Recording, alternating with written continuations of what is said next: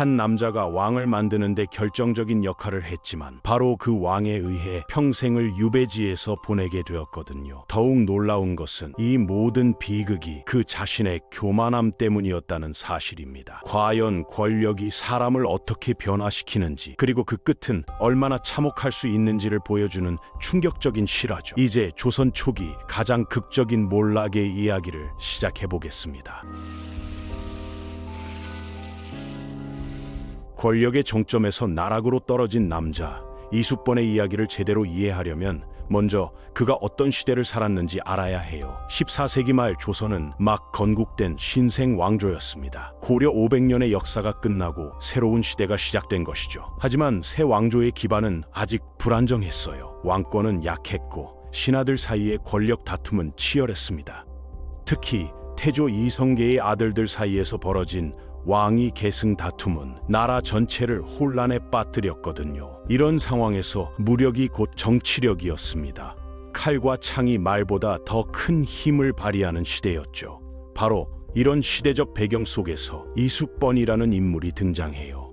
그런데 이숙번의 출생 배경은 당시로서는 상당히 복잡했습니다. 그의 어머니 남씨는 재가녀였거든요. 원래 윤공이라는 남자와 결혼해서 두 아들을 낳았는데 남편이 죽자 아이들을 데리고 이경에게 재가했어요. 그 사이에서 태어난 아이가 바로 이숙번이었죠. 조선 초기 사회에서 재가녀의 아들이라는 것은 결코 유리한 출신이 아니었어요. 사회적 편견과 차별이 존재했거든요. 하지만 이숙번은 이런 불리한 출신에도 불구하고 뛰어난 재능을 보여주었습니다. 1390년 불과 18세의 나이로 생원시에 합격했고 조선 건국 직후인 1393년에는 조선 최초의 식년 문과에 당당히 합격했어요. 당시 문과 합격자는 총 33명뿐이었습니다. 그만큼 치열한 경쟁을 뚫고 합격한 것이죠. 재가녀의 아들이라는 불리한 출신을 학문적 성취로 극복한 것입니다. 이것만으로도 이숙번의 능력이 얼마나 뛰어났는지 알 수 있어요. 그런데 더욱 흥미로운 것은 문과에 합격한 이숙번이 무인의 기질을 타고났다는 점이에요. 당시는 문무의 구분이 지금처럼 엄격하지 않았지만 그래도 문과 출신이 무예에도 뛰어나다는 것은 흔한 일이 아니었거든요. 이숙번이 어떻게 이방원을 만나게 되었는지는 정확한 기록이 남아있지 않습니다. 하지만 1198년 운명의 그날 밤 이숙번은 이미 이방원의 핵심 측근이 되어 있었어요. 당시 이숙번의 공식 직책은 지한산 군사였습니다. 지금의 안산 지역을 관할하는 지방관이었죠. 그런데 이방원이 그에게 무기를 준비하라고 명령했어요. 무슨 일이 일어나려는 것이었을까요? 바로 제1차 왕자의 난이었습니다. 이 사건을 이해하려면 당시 조선 왕실의 복잡한 상황을 알아야 해요. 태조 이성계는 나이가 많았고 왕위 계승 문제가 현실적인 과제로 떠올랐습니다. 태조는 계비인 신덕 왕후가 낳은 막내 아들 방석을 세자로 책봉했어요. 하지만 이것이 다른 왕자들, 특히 이방원의 강한 반발을 불러일으켰죠. 이방원은 조선 건국 과정에서 아버지를 도와 큰 공을 세웠습니다. 특히 정몽주를 제거하는 등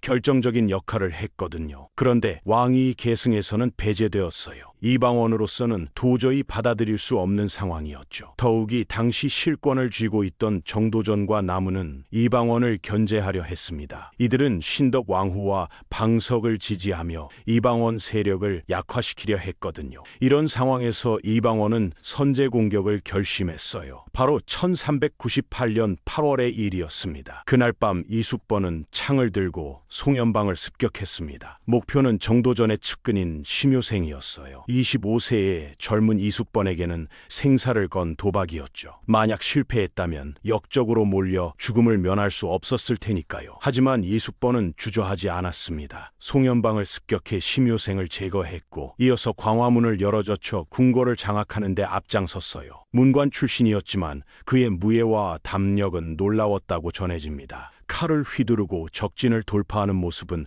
마치 타고난 무장 같다고 하죠. 별난은 이방원 측의 완전한 승리로 끝났습니다. 정도전과 나무는 제거되었고 방석도 죽임을 당했어요. 이방원이 실질적인 권력을 장악한 것이죠. 그리고 이 과정에서 결정적인 역할을 한 이숙번에게는 파격적인 보상이 주어졌습니다. 이숙번은 승정원 우부 승지에 발탁되었어요. 25세의 나이에 승정원 승지가 된 것은 이례적인 일이었죠. 더욱이 정사공신 이 등에 책봉되었습니다. 한 번의 변란 후 인생이 완전히 바뀐 것이에요. 제가녀의 아들에서 공신이 된 극적인 변화였죠. 하지만 이것은 시작에 불과했습니다. 1400년 또 다른 피바람이 몰아쳤거든요. 2차 왕자의 난이었어요. 이번에는 이방간이 이방원을 견제하기 위해 군사를 일으켰습니다. 형제 간의 권력 다툼이 다시 한번 칼날을 부딪히게 만든 것이죠. 개성에서 전투가 벌어졌을 때 이숙번은 다시 한번 무기를 들고 전장에 나섰어요. 그런데 놀라운 일이 벌어졌습니다. 이방 간의 군사들이 이숙번에게 집중적으로 화살을 퍼부었지만 단 한 발도 맞지 않았다는 것이에요. 마치 신의 가호를 받는 것 같았다고 전해집니다. 전투가 끝난 후에도 이숙번의 활약은 계속되었어요.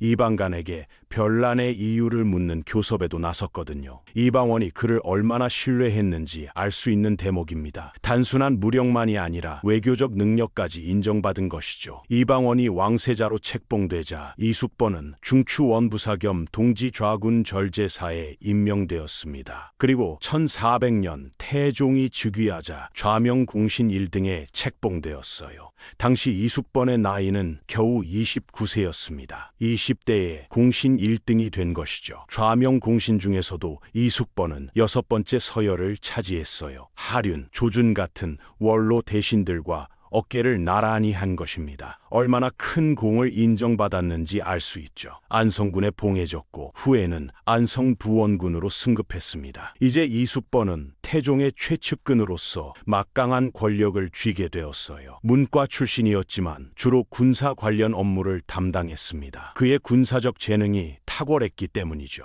태종과 함께 군사 훈련을 논의하고 강무와 격구에 자주 동행했어요. 1402년 조선 최초의 무과 시험이 실시될 때도 이숙번이 동감교관을 맡았습니다. 문무를 겸비한 그의 능력이 인정받은 것이죠. 또한 안변부사 조사이가 반란을 일으켰을 때는 도진무가 되어 직접 진압에 나서기도 했어요. 그런데 이숙번은 단순한 무장이 아니었습니다. 태종의 정치적 결단에도 깊이 관여했거든요. 민무구 형제를 탄핵할 때 앞장섰고 태종이 양이 파동을 일으킬 때마다 만류하는 신하들 중에도 항상 이숙번이 있었어요. 특히 태종이 밤마다 꿈에 어머니 신이 왕후가 나타난다며 양의 의사를 밝힐 때도 이숙번을 불러 속마음을 털어놓았다고 합니다. 그만큼 신뢰가 깊었던 것이죠. 왕과 신하를 넘어선 거의 형제 같은 관계였다고 볼 수 있어요. 하지만 바로 이 지점에서 이숙번의 비극이 시작되었습니다. 권력은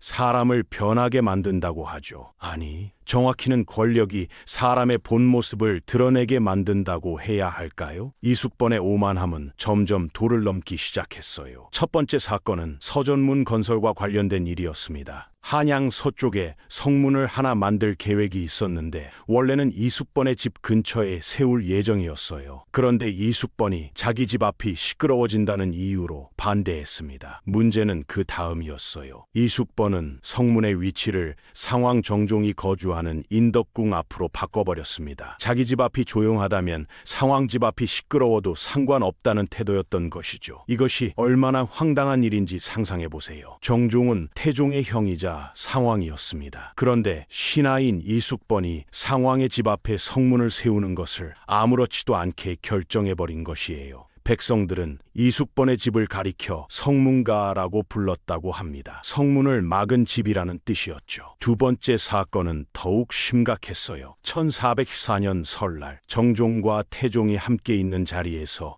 이숙번과 하륜이 정종에게 제대로 예를 갖추지 않았습니다. 사관들이 이를 비판하자 이숙번과 하륜은 오히려 분노했어요. 그들은 자신들을 비판한 사관들을 처벌하려 했습니다. 심지어 이숙번은 성석인과 남제의 집에 직접 찾아가서 사관 처벌에 동의한다는 서명을 강제로 받아왔어요. 동료 대신들에게조차 이런 식으로 행동한 것이죠. 이 모든 일들을 지켜보던 태종은 한동안 참았습니다. 그만큼 이숙번에 대한 애정이 깊었거든요. 함께 생사를 넘나들며 조선을 세운 동지였으니까요. 하지만 이숙번의 횡포는 계속되었어요. 1415년 태종은 이숙번을 안성부원군으로 삼으면서 공신을 보존하기 위해 구체적인 직책은 맡기지 않았습니다. 사실상 한직으로 물러나 있으라는 뜻이었죠. 하지만 44세의 이숫번에게는 집에서 은거하기에는 너무 답답했어요. 1416년 4월 이숫번은 태종에게 다시 신임을 구했습니다. 태종은 갑사의 지휘권을 맡겨 호종을 허락했어요. 하지만 이것이 이숫번에게는 나락으로 떨어지는 시작이 되었습니다. 태종은 이미 마음속으로 결정을 내린 것 같아요. 이제는 정리할 때가 되었다고 말이죠. 그해 조선은 극심한 가뭄에 시달렸습니다. 보릿고개에 가뭄까지 겹쳐온 나라가 재앙을 걱정하며 분주했어요. 대신들은 날마다 모여 대책을 논의했죠. 그런데 이숫번은 병을 핑계로 여러 달 궁궐에 나타나지 않았습니다. 이때 박은이 나섰어요. 방문의 상소를 올린 것이죠. 창업 초기에는 이숫번 같은 인재가 필요하지만 이제 나라의 기틀이 잡혔으니 물러나 있게 해야 한다는 내용이었습니다. 나라의 기틀을 잡으려면 30년이 필요한데 첫 10년은 후유증을 다스리고 다음 10년은 기틀을 다지며 마지막 10년은 다음 시대를 준비해야 한다고 했어요. 박은의 상소는 전곡을 찔렀습니다. 이제 안성군의 소임은 끝났다는 것이었죠. 태종은 박은의 충정을 알고 있었어요. 그리고 파격적으로 박은을 우의정에 발탁했습니다. 이숫번을 탄핵한 사람을 우의정으로 만든 것이죠. 이숫번은 자신을 탄핵한 박은이 우의정이 되었다는 소식을 듣고 경악했습니다. 한때 자기 밑에서 일했던 사람이 승진한 것이 못마땅했던 것이죠. 그리고 이런 불만을 입 밖에 냈어요. 박은은 내 밑에 있었는데 명이 통하는 자다라는 식으로 말했습니다. 이 말이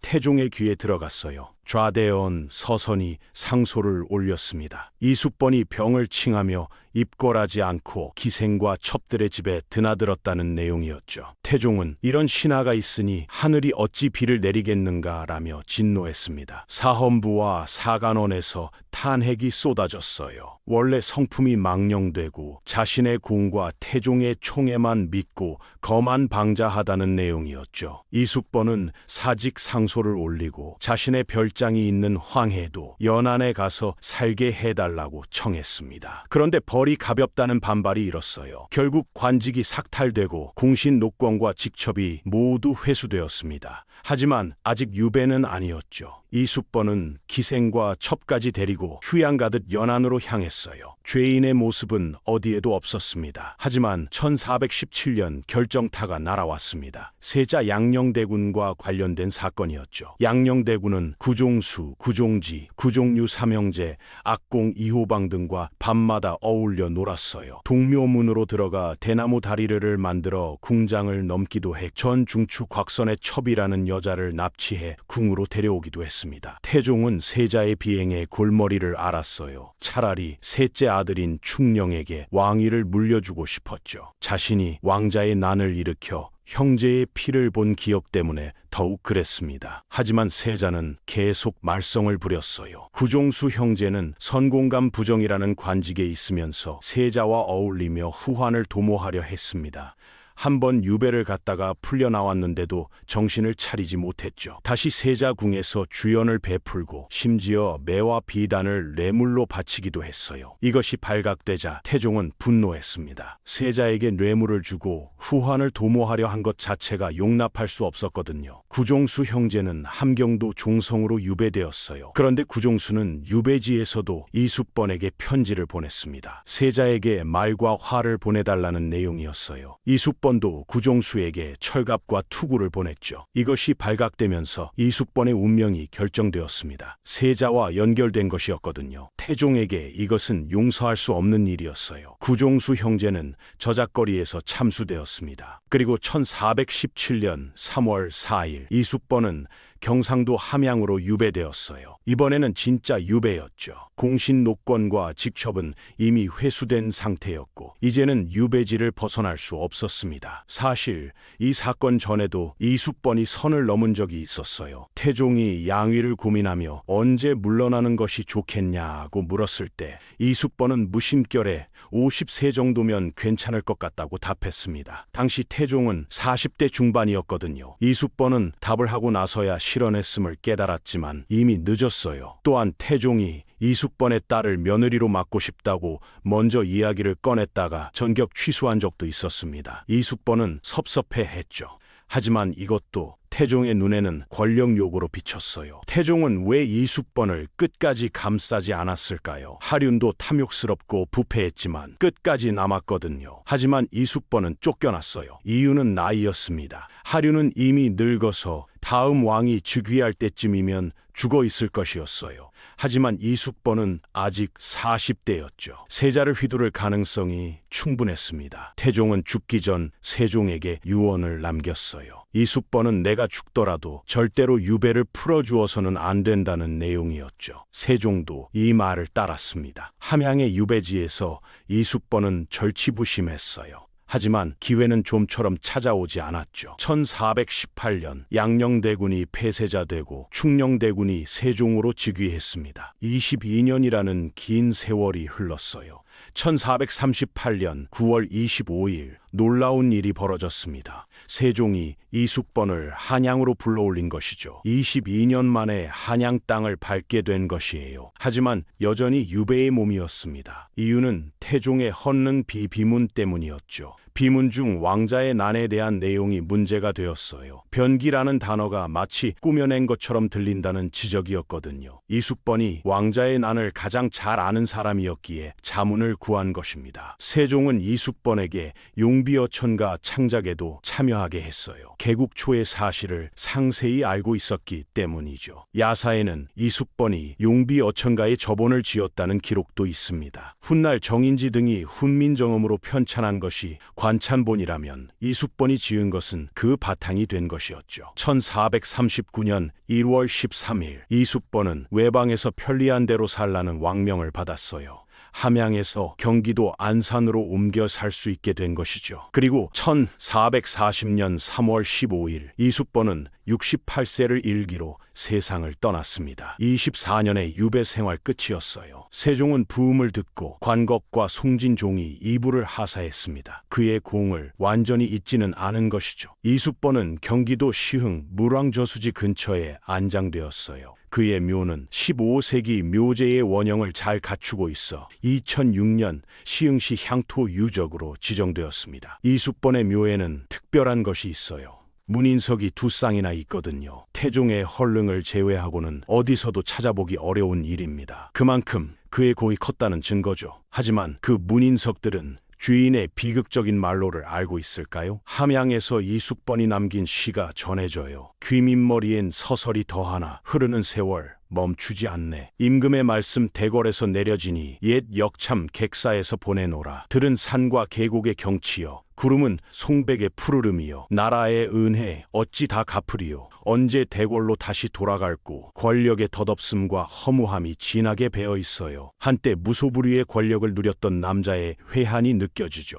이숙번은 무엇을 생각했을까요? 자신의 오만함을 후회했을까요? 아니면 태종을 원망했을까요? 이숙번의 이야기에서 흥미로운 점이 있습니다. 그는 제가녀의 아들이었거든요. 그래서인지 간통 사건에 대해 특별한 반응을 보였어요. 한 과부가 중과 간통했다가 처형당하게 되었을 때 이숙번은 처형에 반대했습니다. 사람 목숨을 소중히 여긴 것이죠. 많은 사람들이 의아해했어요. 평소 오만무인이던 이숙번이 왜 이런 반응을 보이는 것일까? 아마도 이숙번은 그 과부를 보며 어머니를 떠올렸을 것입니다. 아들 둘을 데리고 제가해서 자신을 낳은 어머니를 말이죠. 제가녀에 대한 사회의 차별을 몸소 느끼며 자란 이숙번이었기에 더욱 그랬을 것이에요. 이것이 이숙번의 또 다른 모습입니다. 오만방자했지만 동시에 약자에 대한 연민도 있었던 것이죠. 하지만 그런 그도 권력 앞에서는 자신을 잃었어요. 이숙번의 비극은 무엇을 말해주는 걸까요? 권력은 영원하지 않다는 진리일까요? 교만은 몰락을 부른다는 교훈일까요? 아니면 사냥이 끝나면 사냥개를 처리하는 냉혹한 현실일까요? 아마도 모두 맞는 말일 것입니다. 하지만 이숙번의 이야기가 더 슬픈 이유는 그가 스스로 무덤을 팠기 때문이에요. 태종은 오랫동안 그를 감쌌습니다. 수없이 기회를 주었죠. 하지만 이숙번은 계속 선을 넘었어요. 성문을 막고 상황을 무시하고 동료를 협박하고 박은을 질투하고 결국 세자와 연결되었습니다. 만약 이숙번이 겸손했다면 어땠을까요? 공을 믿고 교만하지 않았다면요. 박은의 승진을 축하해 주었다면요. 구종수와 거리를 두었다면요. 아마도 천수를 누리며 존경받는 원로 대신으로 생을 마쳤을 것이에요. 하지만 역사의 가정은 없습니다. 이숙번은 선택했고 그 대가를 치렀어요. 24년의 유배 생활, 68세에 맞이한 죽음. 그것이 태종의 최측근이었던 남자의 마지막이었습니다. 드라마 용의 눈물에서 이숙번과 태종의 마지막 술자리는 명장면으로 꼽혀요. 떠나라는 태종에게 이숙번은 차라리 죽여달라고 부탁하죠. 하지만 태종은 거절합니다. 그리고 솔직하게 말해요. 세자가 자넬 수 없을 것 같다고요. 이숙번도 솔직히 말해줘서 고맙다며 그대로 낙향합니다. 역사의 기록은 차갑습니다. 하지만 그 기록 뒤에는 사람이 있어요. 피와 눈물이 있죠. 이숙번도 그랬을 것입니다. 창을 들고 송연방을 습격하던 25세의 젊은이, 좌명무신 1등에 책봉되어 의기양양하던 29세 청년, 안성부원군의 영화를 누리던 42세 중년, 그리고 유배지에서 세월을 보내던 44세부터 68세까지의 노년. 그의 인생은 권력의 부침을 그대로 보여줘요. 하지만 동시에 인간의 약함도 보여줍니다. 공을 인정받으면 교만해지고 권력을 주면 오만해지는 인간의 본성 말이죠. 오늘날 우리는 이숙번의 묘를 찾아갈 수 있어요. 시흥 물왕저수지 근처 조용한 언덕에 그가 잠들어 있거든요. 두 쌍의 문인석이 지키고 있는 그 묘는 화려하지 않지만 품격이 있습니다. 15세기 묘제의 원형을 잘 보존하고 있어 문화재로 지정되었죠. 묘 앞에 서면 무슨 생각이 들까요? 권력의 무상함일까요? 교만의 대가일까요? 아니면 한 인간의 비극일까요? 아마도 모두일 것입니다. 이숙번은 조선 역사에서 독특한 위치를 차지해요. 영웅도 악인도 아닙니다. 공신이었지만 실패한 인물이죠. 충성스러웠지만 교만했던 신하입니다. 재능은 뛰어났지만 절제하지 못한 사람이었어요. 그의 이야기가 오늘날 우리에게 주는 교훈은 무엇일까요? 겸손의 중요성일까요? 절제의 필요성일까요? 아니면 권력의 속성에 대한 경고일까요? 아마도 가장 중요한 것은 자신을 아는 것일 것입니다. 이숙번은 자신의 한계를 몰랐어요. 공신이라는 지위가 영원할 줄 알았고 태종의 신뢰가 무한할 줄 알았죠. 하지만 모든 것에는 한계가 있습니다. 그것을 깨달았을 때는 이미 늦었어요. 태종도 괴로웠을 것입니다. 자신을 왕으로 만든 최고의 공신을 버려야 했으니까요. 경랑의 시절을 함께한 동지를 유배 보내야 했으니까요. 하지만 태종은 왕이었습니다. 개인의 정보다 나라의 안위가 우선이었고 무엇보다 다음 왕인 세자를 지켜야 했어요. 이숙번을 유배 보낸 것은 태종의 냉혹함일까요? 아니면 왕으로서의 책임감일까요? 아마도 둘 다일 것입니다. 권력자의 결정은 늘 그래요.